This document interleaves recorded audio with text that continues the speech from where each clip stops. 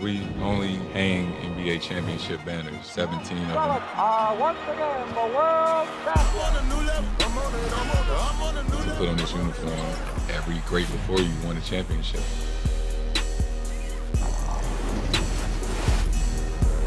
It is game 2, and you know exactly where we are. Back in Beantown, another finals clash. Celtics, I mean, they kind of ran through the Mavericks in game 1, not gonna lie. They led us by as many as 29 points and extended their win streak to 8 games, the longest in Celtics postseason history. The Mavs look to even the series tonight. So far this postseason, they're a perfect 3-0 in game 2s, which is a little promising. So maybe they'll figure it out. We'll get you caught up on what you need to know in the next 30 minutes. I was walking outside with those fans. They're hype. Hello and welcome into Hoop Streams, presented by DoorDash. I'm Christine Williamson. Gary, you smell good.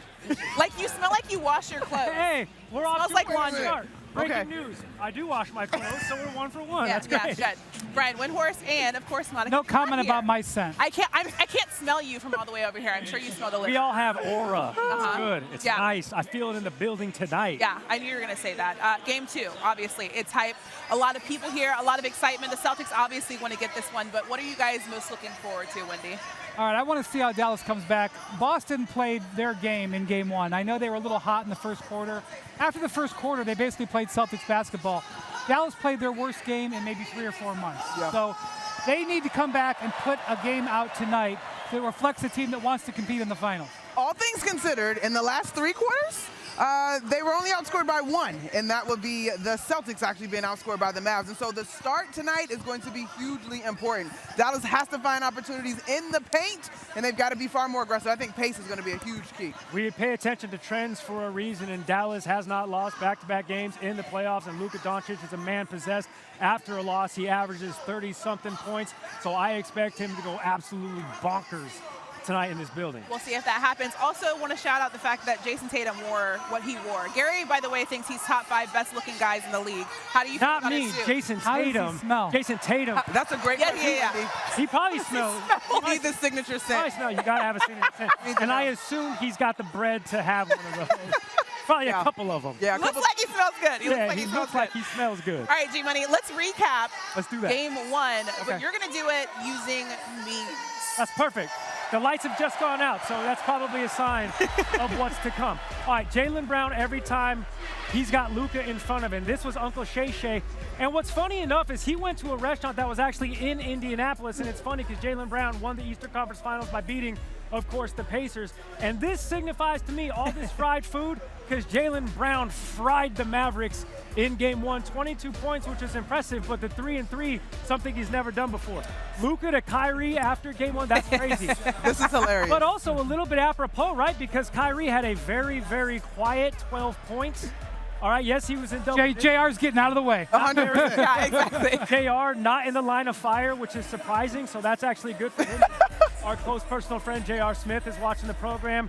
And then, of course, this is Thanos, a.k.a. the Celtics, when they got KP. And pay attention to this, because the gauntlet, that was the 6th stone.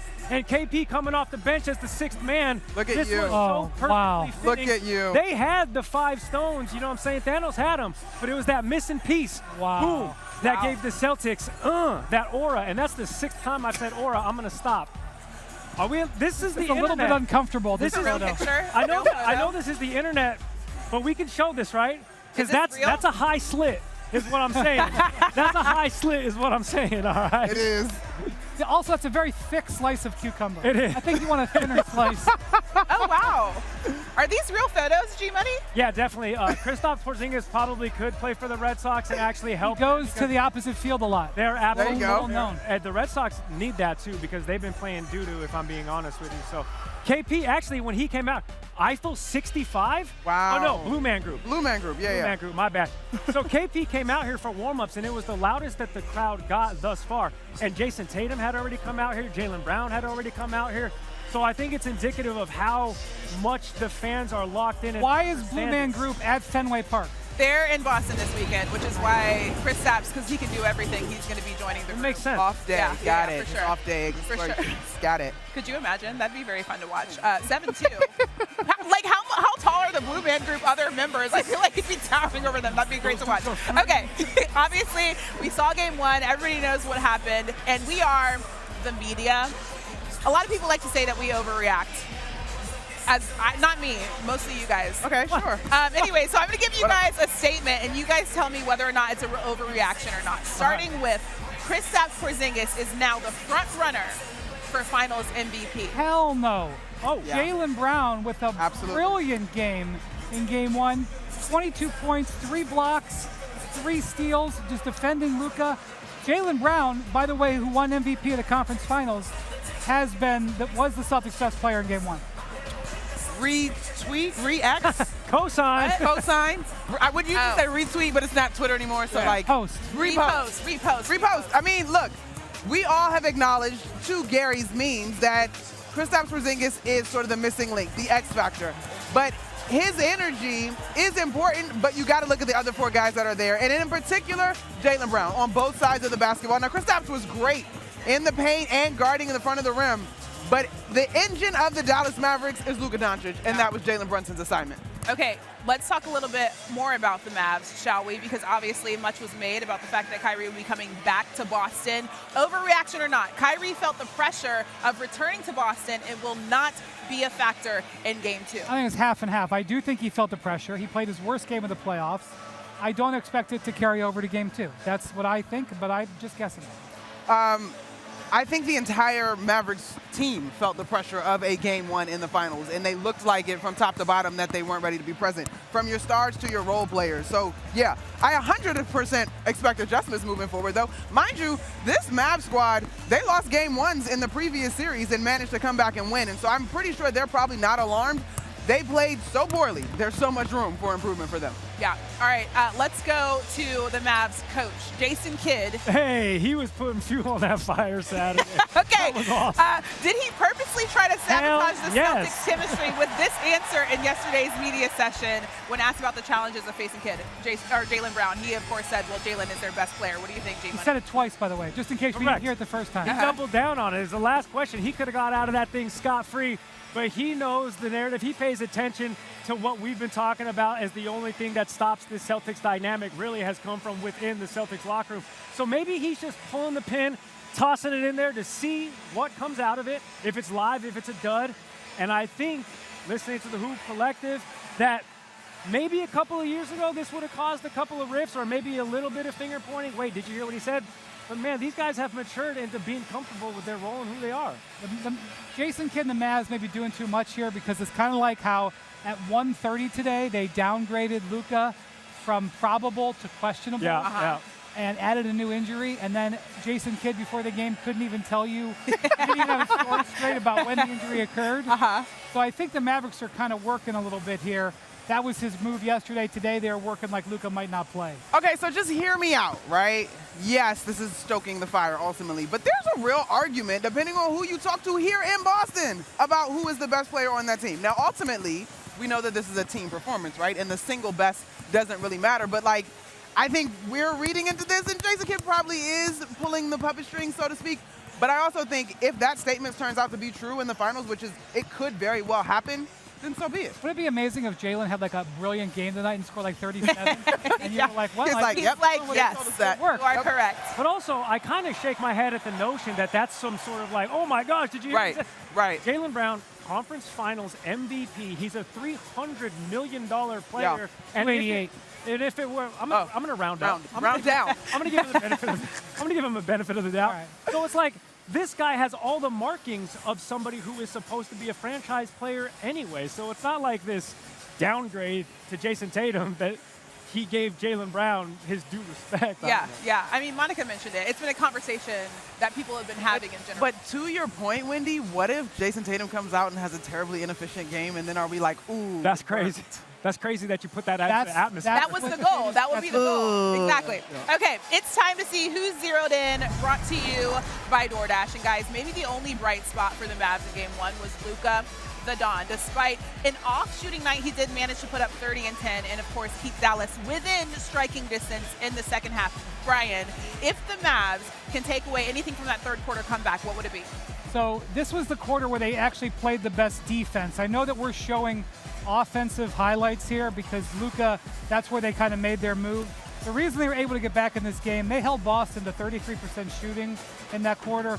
They held their three-pointers down. They defended the three better.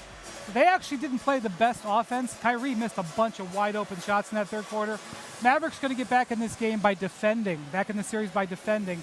That was their best defensive quarter. That's why they were able to make up some ground. Okay, so for Luka specifically, Monty, are you concerned about him at all on the defensive end? That's a yes. I think that means I applaud the progress that he's made. Assistant coach Sean Sweetie gets a ton of credit for this defense as a collective, but I do think the finals we get to see your true mettle, right? And I'm not saying that he cannot step up to the moment defensively, but I would not be surprised if we're still kind of like, ooh, but there's a 40-piece or something like that from Luka Doncic. So, yeah, I think the Celtics have enough weapons to exploit any hole in the Mavs defense, whoever that might be, as long as they don't fall in love with the three-point line to their own detriment. Okay, let's talk about this team offensively. What exactly do you think that Luka can do to get his teammates involved offensively in Game 2, B? Pass. There it is. Celtics were Fake the not shot. passing. Pass. One of the great stats that our stats and information group came up with was that the Celtics helped keep the Mavericks to their fewest number of passes we've seen in a playoff game in 3 years. They only threw, I think, 205 passes. And that sounds like a lot, but it's actually about 80 or 90 less than they would on average. They weren't moving the ball. So obviously the ball's going to end up in Luka's hands, but the reason he had one assist was because his teammates didn't even have chances at assists. They only had 6 assist chances in the game. They got to move the ball. Like you said, I think they just froze up. I think they got out here. They heard the Titanic song, which they oddly just played, and they froze up. They were like Leo, and they froze up. They got Not like Leo, and they froze up. No. That's hilarious. Zeroed In is brought to you by Dash Pass by DoorDash. Get $0 delivery fees on meals, groceries, and game day essentials when you sign up for Dash Pass. Now, I know you guys couldn't see this, but there was a picture of Kyrie Irving on the Jumbotron. Hey, we and heard said, it for I sure. thought it was going to be a little bit louder in there for Game 1. That's why everybody was booing. I'm not sure if you heard that. But, G-Money, I know that you talked to some fans about Kyrie returning to Boston. Did you not? I was surprised with what they said. I also got a chance to talk to some of these guys ahead of Media Day. And that was interesting. NBA Finals Media Day, a place for hard-hitting journalism. Who are we if we didn't play our part? These are our one-word answers with Sam Hauser. What's your favorite day of the week? Friday. And that's your one-word answer with Sam Hauser. Favorite ice cream flavor? Favorite ice cream? Oh, I think cookie dough. One-word answers with O'Shea. Describe yourself in one word. Fashionable. Oh, okay. Dwight, what's your favorite date on the calendar and why? Like, what day of the year? Oh, that was left field. Let's say January 1st. Oh, fresh start. Perfect. What's your least favorite state? State? Tennessee. And that's a one-word answer with Peyton Pritchard. Oh my God, how cute is this little graphic? It is time for Between Two Tims. I don't know who made that, but I love it. Thank you very much for that. We have Tim Bontemps and Tim MacMahon in the building. Oh my gosh, what's going on behind us? Can you guys hear them booing? Yeah, Kyrie Irving's here. That's what's Kyrie going on. just got here. Yeah, we were just talking about that a little bit. Okay, I'm gonna start with you, MacMahon, because obviously we all heard what Jason Kidd had to say about Jaylen Brown being the best player on the Celtics team. So what do you make of his comments? Is that a big deal? I mean, it's not a big deal. It's pretty funny, though. Basically, Jay Kidd was like, oh, look at this little stink bomb here. Let me see what happens if I throw it into the Celtics locker room. You know, they didn't take the bait, but it's interesting because, you know, our stats and info guys, shout out Stats Williams, tells us they double-teamed Jason Tatum 22 times in Game 1. Yeah. So who would the Mavericks want to feel like, hey, I've got to do more. I got to show how good I am. they want Jason Tatum to do too much. And I think this is Jason Kidd's way. It's a little gamesmanship, but big deal, no. Humorous gamesmanship, absolutely. I think it's a sign of desperation for Dallas that they know they have to win this game. Right. Steve. And if they don't get this, the series might be over today. So we'll see if it works. Okay, so when you think about the Celtics, do you think that they made much ado about that those comments as well? No, not at all. I thought the Celtics handled it perfectly, and frankly, I think it showed where they've been for the past couple weeks, which is frankly, I think the best headspace they've been in as a group in the 6 years I've been around them. They are completely locked in on what they need to do. They didn't let Jason's stuff get in their heads. But I thought both Jaylen Brown and Jason Tatum handled it perfectly, said all the right stuff. We'll obviously see if it translates to the game. If Jason or Jaylen goes 9 for 32, maybe it'll do something. But I think the way they responded yesterday was perfect, and we'll see if it translates to tonight. Okay, so over the last 3 seasons, Dallas has been resilient after losing the first game in the series. They have a 4-1 record for Game 2 after losing Game 1. Everybody else in the NBA is a record of 9-30. So how do you expect that they'll be able to turn around this after what was a very, very tough Game 1? Yeah, and look, they're the first team over the last 25 years to be down at least 25 points in a Game 1 3 times during the same playoffs. And that's not surprising because typically if you're getting your butt kicked that bad in Game 1, you ain't playing the next round. Sure ain't playing the round after that, but they bounced back from getting beat pretty badly in Game 1 against the Clippers, against the Thunder. Didn't even go to Game 7 of those. Now, toughest challenge yet, obviously. This is a different beast, but what I can tell you is the Mavericks' confidence will not be shaken because of the poor performance in Game 1. They have proven as a staff and as a roster the ability to make adjustments pretty quickly during the series, and clearly they're going to have to because that was also the lowest scoring game that the Mavericks have had in these playoffs. I mean, to me, it's really simple. They got to move the ball. They had the fewest passes they've ever had during the tracking date era, which goes back 10 years. Luka Doncic had 1 assist, fewest of his postseason career. They had 9 as a team. They got to move the ball, get open shots for the guys on the perimeter if they want any chance of winning this game. Yeah, that makes sense. We were just talking about the fact that that's the way that Luka can get his other teammates involved offensively. But when you think about what the Celtics have to do specifically in this Game 2, what do you think that they're focusing on? They have to be focused and disciplined. That's everything that it comes down to with the Celtics. We've seen over the years, Christine, they're barely over 500 at home the last 3 years. And they're one of the best road teams over that period in the history of the NBA. The reason for that is because when they are playing on the road, they lock in and are disciplined and focused on what they need to do.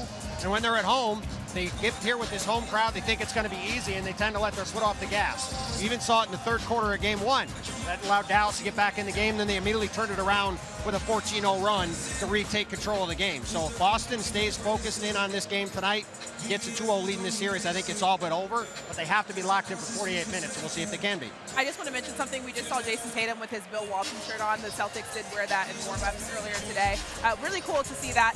When you think about Game 1 specifically, a lot of people were surprised that the Mavs lost in the way that they did. Was there anything that surprised you at all? Yeah, I mean, look, the Celtics are obviously a phenomenal defense, but just how much the Mavericks look like they're playing in mud offensively surprised me.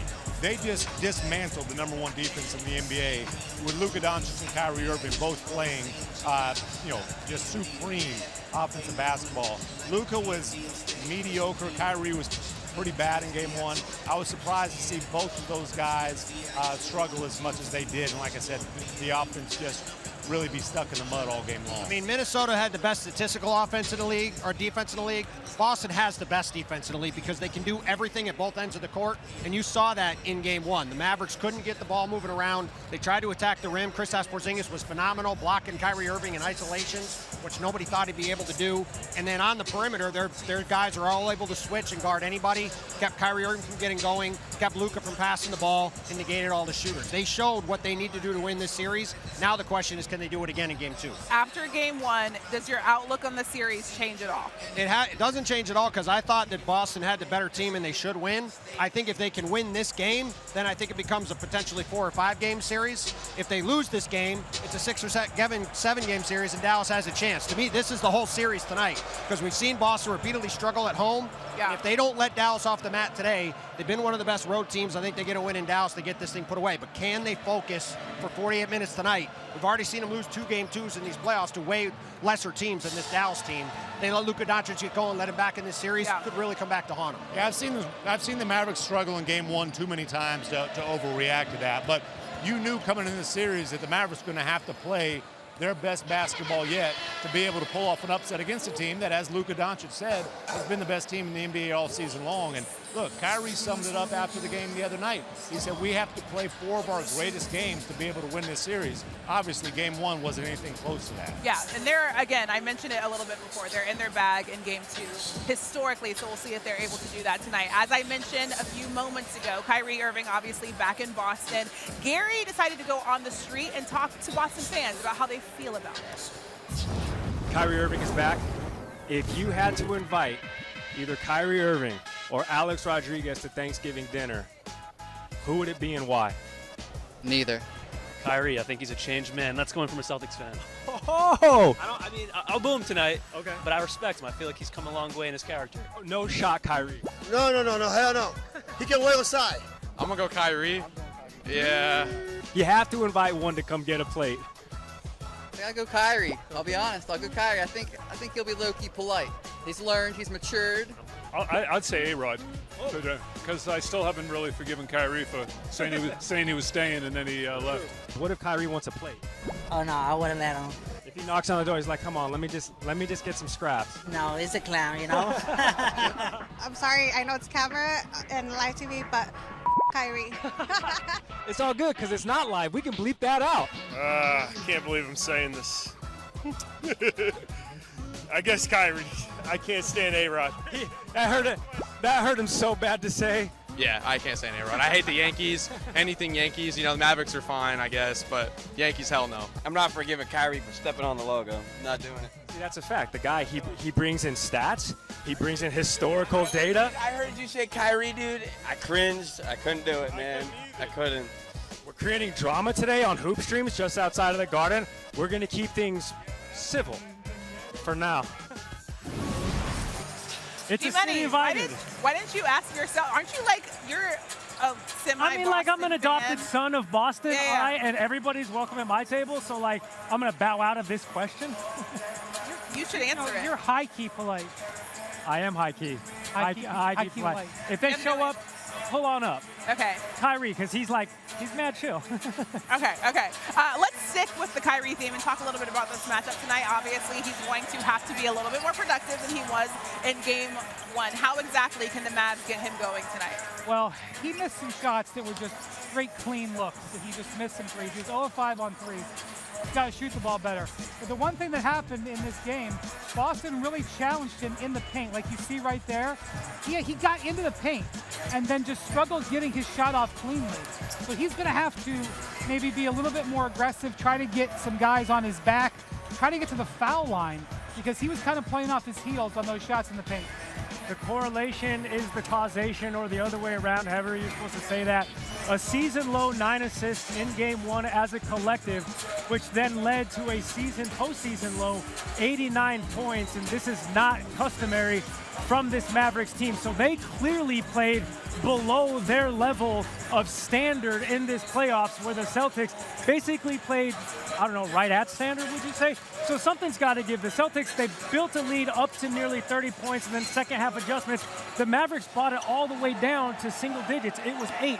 So I feel like there's going to be a medium somewhere in between that we see this game played a little bit more closely contested. Because it can't be that, the valley can't be that big. I just saved your life. Thank you very much for that. You just saved your life right there. High-key saved your life. An athlete. Wait, I saw that you actually aren't an athlete. Didn't your team lose in, like, the basketball? We won the ESPN intramurals. What are you talking about? I didn't make it to any game. People getting very loud, obviously, right now, because Kristaps Porzingis is walking out, and the place goes crazy. The place goes crazy. Okay, so let's talk a little bit about this, because it's kind of crazy to think about the fact that the C's won in the way that they did on a subpar Jason Tatum night. Do we think that they can actually get this done without Jason Tatum playing at the level that we want to see out of him? Yeah, he's not shot the ball well really all postseason. He didn't shoot the ball well in Game 1. He did have 11 rebounds, though, and this is the one thing. Like, what they're asking him to do, they're asking him to defend the defensive center. He's playing a lot of defensive center, so the Porzingis and Al Horford can have less responsibility, and he's doing, like, a really good job of distributing and rebounding. That's not exciting. It's not going to get anybody, like, going, oh, he's the MVP of the series. but he was very, very effective in game 1. He's effective in game 2 and they win it. It's not going to matter what his individual stats are. And how about you have a horse like Kristaps Porzingis? The ability and the privilege of the Celtics being able to just tote him off of the bench, and he goes for 20 points. Every Celtics starter in game 1 was in double-digit scoring, albeit Jason Tatum, he had an off night. But if the Celtics continue to move the rock around like that and distribute it the way they do, God, they're going to be so difficult to beat. Especially, KP doesn't come off the bench, and now he's not obviously relegated to the bench. Did you think it was a bit of a smokescreen when he was sort of apprehensive about just how effective he thought he was going to be? Well, nobody thought he was going to have one of the best quarters of his career. Out playing of the in his first game in 5 weeks, playing his first finals game. I think that blew everybody else away. But I will say this, the Celtics have won 8 straight games. Yep. They don't want to change their starting lineup. So the way he was so good makes it easy. Just keep him coming off the bench. Yeah, that makes sense. Okay, so what kind of adjustments do you think that the Mavs will make tonight in game 2? So the ball's got to move. Bottom line, the ball has to move.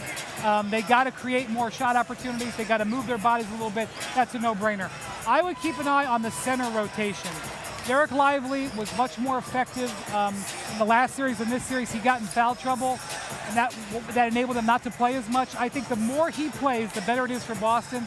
I would expect him to play a little bit more minutes, and so watch for that adjustment as well. Logistics, distribution. I'm not talking about Amazon. I'm talking about the Mavericks got to live by the way they got to this point, which is high levels of distribution.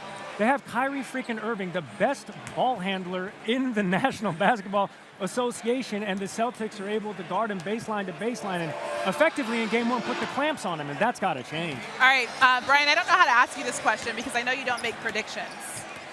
But so what's coming next? Who's going to win tonight, but not the answer? I expect this to be a game with 6 minutes to go in the fourth quarter. Okay. And that's really, I think, what the Mavericks' goal is. They'll take their chances. 6 minutes in the fourth quarter, it's still a game, which, you know, is less than 10 with 6 minutes left. Okay. It's weird that the Celtics, for some reason, their kryptonite is playing inside of this building, specifically during the postseason in game 2. They lost game 2 round 1, lost game 2 in round 2. Yes, they won game 2 against the Pacers in this building on the way to a sweep, but I don't know. Again, I mentioned off the top of the show, we pay attention to trends for a reason because they sort of indicate what might be coming in the future. And the Celtics have said, hey, if there's a weak point in any point of their postseason series, it's going to be in this game. I just want you to know I saw Phil Collins play here in 1998. Nice brag. That's pretty good. Did he do this song? Wow. I was in college. He did. I don't remember it though. I do want to ask you quickly because we have like 30 seconds left. Did your mindset or did your outlook on the series change at all after game 1? I was a little bit worried that Dallas was not ready for it because they had been so good on the road this year, but they have been a bad game 1 team. I really believe this is going to be a good long series. The way Boston won relatively easily was a little bit concerning to me. I want to see Dallas put forth a better effort tonight. Did you say who you thought was going to win? I think the Celtics are going to win. Okay. I think the Celtics are going to win. I think it's going to be 5-6 game series regardless, but I don't know. Nothing indicates to me, even though I just talked about that trend based off of game 1. The Celtics look really at ease behind me right now. Yeah, they look chill. They look chill. Well, that was fun, guys. Great hanging out with you, and thank you guys for watching Hoop Streams, and thanks to Dash Pass for counting us down to 0. Dash Pass, your door to $0 delivery fees on DoorDash. Enjoy the game. We'll see you guys in Dallas. Game 3, that's on Wednesday.